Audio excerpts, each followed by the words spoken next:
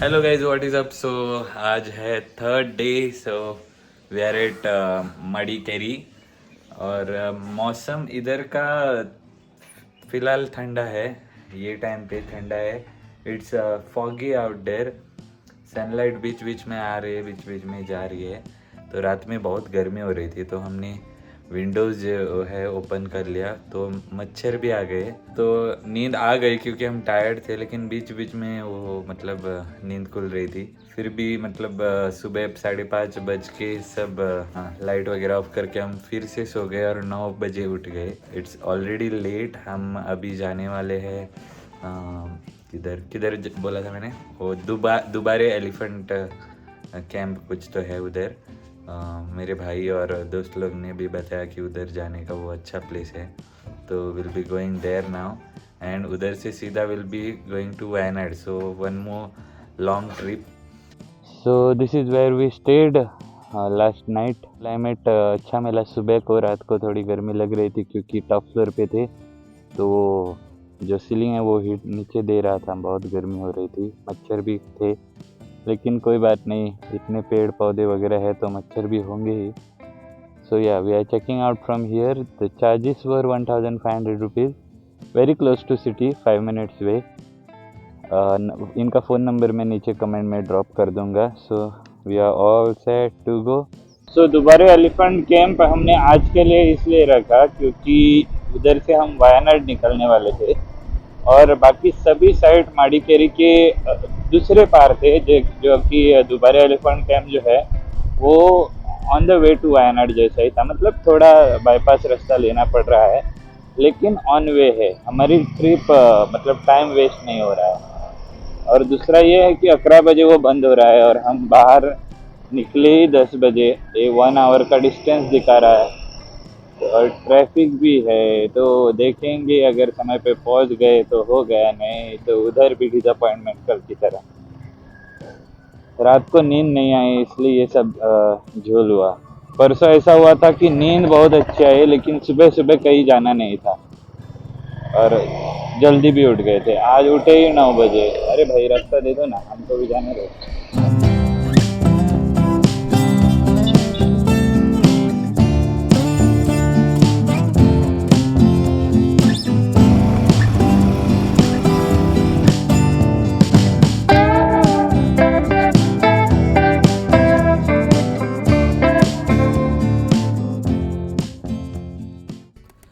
तो आज आपने ये नोटिस किया होगा कि मैंने राइडिंग जैकेट छोड़ के सन प्रोटेक्शन जैकेट पहना है।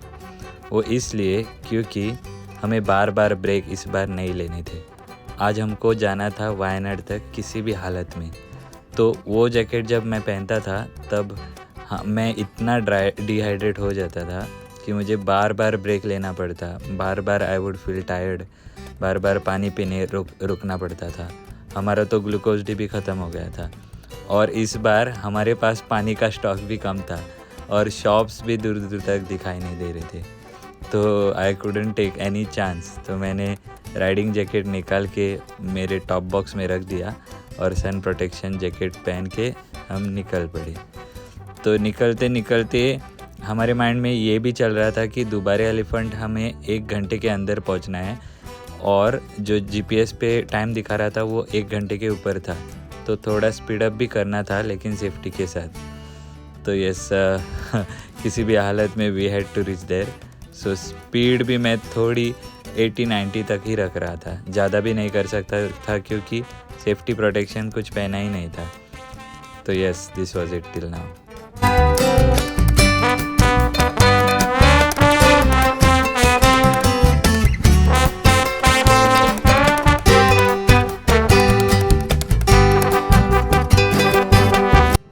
वो जो पार्किंग वाले भाई साहब थे उन्होंने हमको, बाइक वाले को इधर भेज दिया, 4 व्हीलर को दूसरी साइड में भेज रहा था क्योंकि इधर 4 व्हीलर की पार्किंग स्पेस जो है जो मोस्ट पब्लिक फील होते थे। Excuse if my Hindi is not so good, okay, क्योंकि मैं गोवा का रहने वाला हूँ और मेरी हिंदी बाकी गोवन की तरह ही है, बहुत अच्छी। मेरी थोड़ी ज़्यादा स्पेशल हो सकती है। Okay, so I'll park my bike here. Fan देना, ये इधर का कुछ नज़ारा।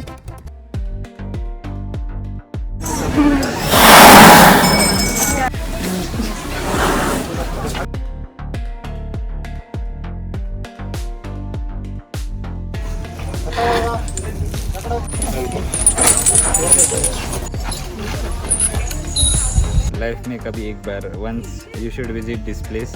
बहुत सारे एलिफेंट रहते हैं, मतलब एक्टिविटीज़ ऐसे कुछ नहीं, लेकिन उनको देखना ही मन को सुकून जैसा लगता है। या you should visit this place. और कुर्ग में वैसे देखने के लिए बहुत सारे प्लेसेस भी नहीं है। कुर्ग इज़ मेनली, मुझे तो लगा personally, Coorg is all about ride, मतलब रोड्स और रोड्स के आजू बाजू जो व्यू है वही, मतलब बाइक राइड के लिए सबसे best place I can suggest Coorg. सच्ची में बहुत मज़ा आ रहा था। टर्न्स, कॉर्नरिंग वगैरह सब करना हो तो इधर आओ। रास्ता भी अच्छा है, कंडीशन रास्तों की अच्छी है, लोकल्स बहुत अच्छे हैं। डर, मतलब मैं और श्रद्धा हम सिंगल कपल है, कोई पार्टनर वगैरह कोई नहीं है, फिर भी we feel safe. Kerala last year गए थे, that time also we were feeling very safe. और इधर भी बहुत अच्छा मतलब है। सो अभी हम कुछ तो खाएंगे on the way and will be going towards Wayanad, जो कि ऑलमोस्ट 4 घंटे का जर्नी है। 4 घंटे मतलब उतना ज़्यादा नहीं है, लेकिन नॉन स्टॉप हो रहा है, इसलिए कभी कभी थोड़ा टायर्डनेस हो जाता है। सो या सी यू देयर। अरे हाँ, दे आर टायर्ड ऑलवेज, कि छोड़ते भी है उनको। हाँ हाँ हाँ, ऑटोमेटिक देखा। ये कहते हैं कि इधर पानी भरा हुआ रहता है सितंबर में वगैरह, और इधर पूरे हाथियों को नहलाया दिया जाता है। और आप भी नहला सकते हो, लेकिन आपको वो सीज़न में आना पड़ेगा। तो या उधर से जाके इधर तक आपको चल के ऑफ रोडिंग करनी पड़ती है, जो कि मतलब उतनी ये है नहीं। टिकट आपको अंदर आने के बाद निकालनी है, ध्यान में रखना। 11 बजे बंद हो जाता है सुबह, और डायरेक्ट शाम को 4 बजे शुरू हो जाता है। 11 से 2 मिनट भी लेट आया तो नहीं, इधर बहुत टाइम का ये है।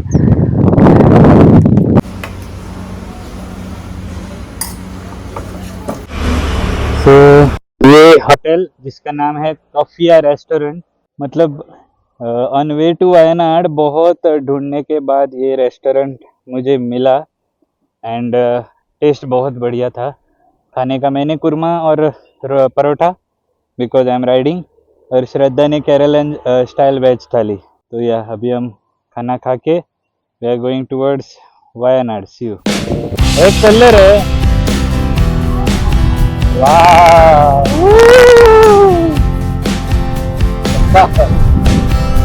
क्या रास्ता है। आओ थर्ड जो बोले third.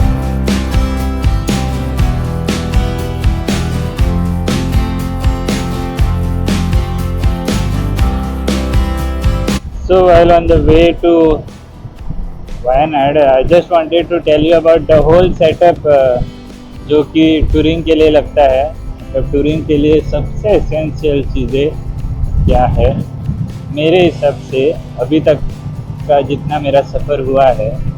Although it's my first trip, लेकिन इतने सारे किलोमीटर्स और इतने सारे गांव, शहर, स्टेट्स घूमने के बाद you know what exactly you want. सबसे ज़्यादा इम्पोर्टेंट है जिधर आप जा रहे हो उधर का क्लाइमेट नोट कर लो। फैन और बुक के साथ तो बैठना ही है।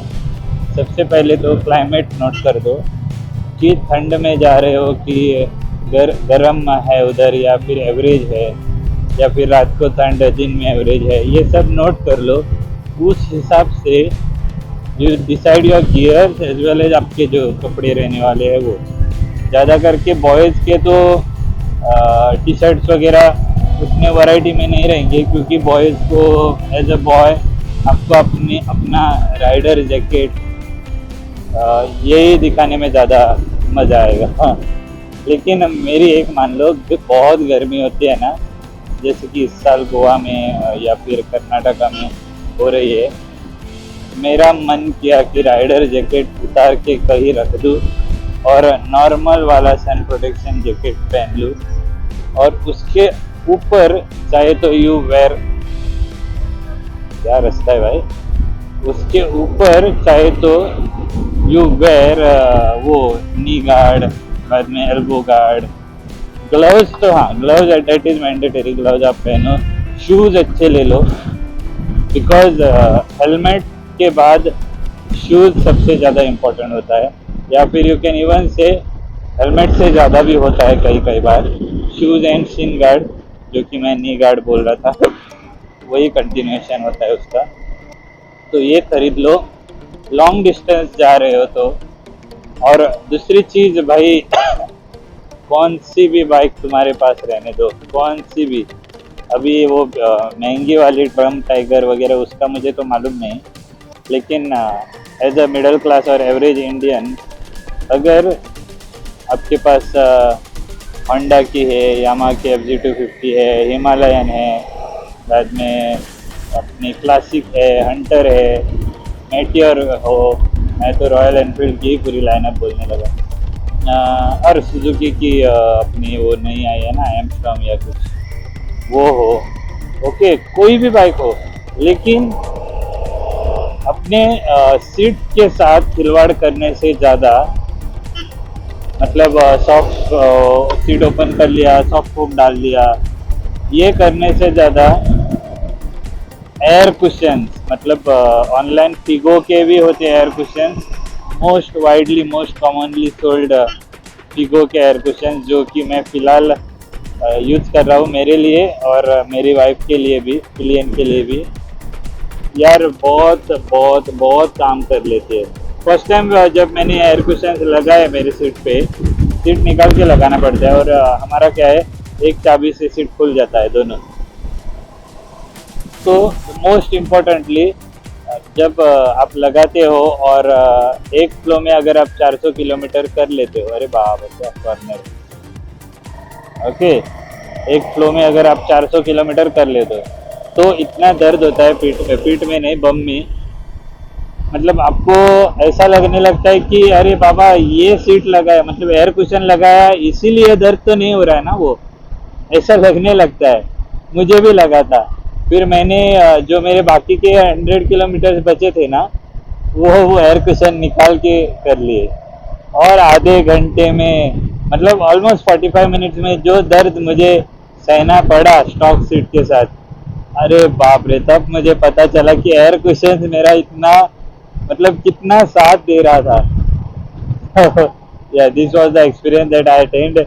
माना कि हिमालयन की हाइट बहुत ज़्यादा है और पैर नीचे पहुंचने में थोड़ी दिक्कत हो जाती है एयर कुशंस के साथ, लेकिन एक है भाई देखो, आप अगर अपनी लगेज वगैरह मतलब सैडल बैग, टेल बॉक्स वगैरह ऐड कर रहे हो ना, अगर अपने बाइक पे, और पीछे पिलियन भी बैठा है, तो पैर पहुंच जाते हैं। मैं 5 फुट 8 या 10 इंच का हूँ, इतना मेरे मुझे हाइट का मेरा मालूम नहीं है, लेकिन हाँ पैर पहुंच जाता है, पैर सच्ची में पहुंच जाता है। तो या that is the second most important accessory if you are touring for, if you are riding for long tour.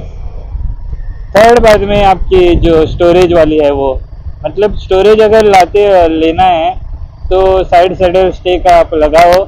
आप नॉर्मल बैग्स भी ना, मतलब वेलक्रो वाले बेल्ट नहीं तो डबल डी वाले लॉक्स, स्ट्रैप बेल्ट वगैरह लगा के नॉर्मल वाले बैग्स भी लगा सकते हो एक्चुअली, ऐसा नहीं कि सैडल बैग्स ही लेने हैं। मैं वही सोच रहा था कि मैंने यूं ही ना तो नहीं ले ली, लेकिन एक क्या होता है वो नई बाइक लेने के बाद एक एक्साइटमेंट रहता है ना कि हाँ बाबा एक्सेसरीज तो टॉप क्लास की लाऊंगा। तो 4,000 रुपये के मुझे वियाद तैयार रहा कि वो सैडल बैग्स लगे। बाद में टॉप बॉक्स मुझे 7,000 में बैंडिडोस से मिल गया। डिलीवरी थोड़ी लेट थी, लेकिन फिर भी 7,000 वॉज वेरी गुड प्राइस, जो भी 55 लीटर का है, 45 भी नहीं है। 45 मैंने जब बाहर पूछा ऑटोमोबाइल स्पेयर पार्ट शॉप में, तो वो बोलने लगा कि ऑर्डर करने के बाद एल्यूमिनियम वाले 12,000 में मिल जाएंगे, या फिर कम से कम 8.5 या 10,000 के कुछ मिल जाएंगे, प्लास्टिक वाले 6,000। तो बैंडिडोस के एल्यूमिनियम के ही मुझे अच्छे क्वालिटी के, मतलब बहुत सस्ते मिल गए। तो उसके लिए आप ये मत करो। जो सामने मोबाइल स्टैंड है, मतलब मोबाइल होल्डर है, ये वाटरप्रूफ मोबाइल होल्डर है, एक्चुअली पानी की वजह से मैंने नहीं लिया ये मैंने इसलिए लिया क्योंकि इसको ना पूरा मतलब पूरा केस जैसा है, पूरा मोबाइल आपका बंद रहता है। इन केस आपकी किस्मत खराब हो और आपने अंदर आईफोन लगाया हुआ है 1,55,000 नहीं तो 1,30,000 या फिर 70,000 वाला, और बिना कवर का स्टैंड है, बोबो का ही दूसरा आता है, अगर वो है, बाइक गिर गई बाई चांस, तो क्या है, किसी की बाइक भी होगी 1,55,000 की और मोबाइल भी, तो ऑलमोस्ट 100% लॉस हो गया है उधर ही। तो यार सेफ्टी की सोचो तो ये वाला ही ले लो, सबसे अच्छा वाला यही है, बोबो का वाटर प्रूफिंग का काम तो होना ही है, लेकिन protection wise also this is good. और ये क्या है, 1 2 3 इधर से लॉक खोले तो मोबाइल आप निकाल सकते हो, नहीं तो पीछे का वो लूज करके डायरेक्ट आप मोबाइल निकाल सकते हो, तो उतनी दिक्कत नहीं होती। हाँ, ये मैंने ग्लव्स लिए तिवरा कंपनी के, ये ना मैंने लुक्स के लिए लिए, और उसमें कुछ नया मटेरियल वगैरह कुछ है, लेकिन वो मुझे नॉर्मल ग्लव्स की तरह ही लगे, उतना मतलब खर्च करने लायक नहीं है।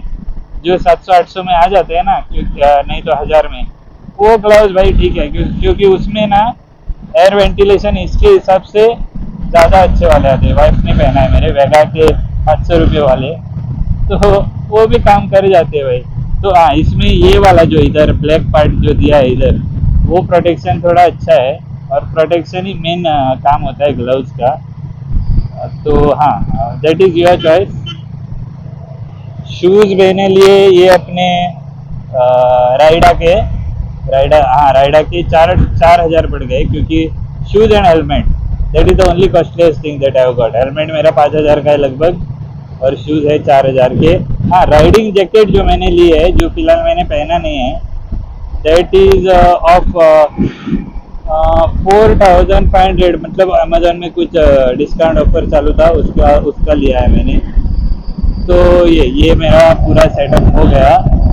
अगर आप विंटर्स में किधर भी जा रहे हो तो you might need thermal jackets, जो कि सर्दी के लिए वगैरह ठीक रहते हैं।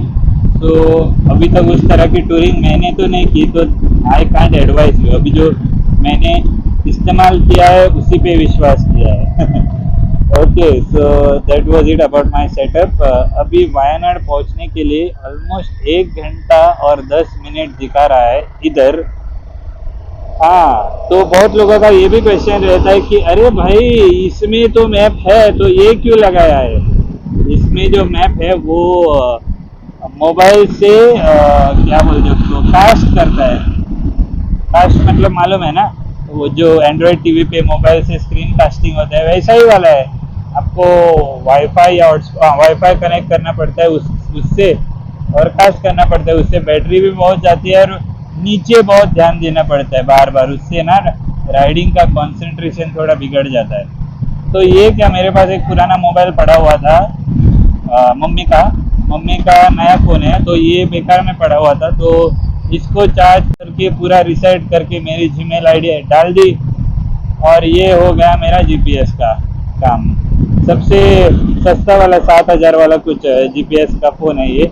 तो मैं क्या करता हूँ, हॉटस्पॉट ऑन करता हूँ मेरे आईफोन पे, इसको वाईफाई से कनेक्ट कर लेता हूँ, मोबाइल का मैप सर्च कर लेता हूँ, और बाद में इसका वाईफाई ऑफ कर लेता हूँ। एक बार इसमें मैप फीड हुआ ना, तो काम हो गया बाद में, तो बाद में कोई दिक्कत नहीं। तो ये चालू ही रहता है, सिर्फ इसको बंद नहीं करना है, मतलब मैप क्लोज नहीं करना है, लॉक कर सकते हो आप फोन। ओके, अभी सच्ची में हो गया मेरा काम। अभी yes, I am riding towards Wayanad. कुछ भी इंटरेस्टिंग लगा अगर वे में, then I will definitely show it to you.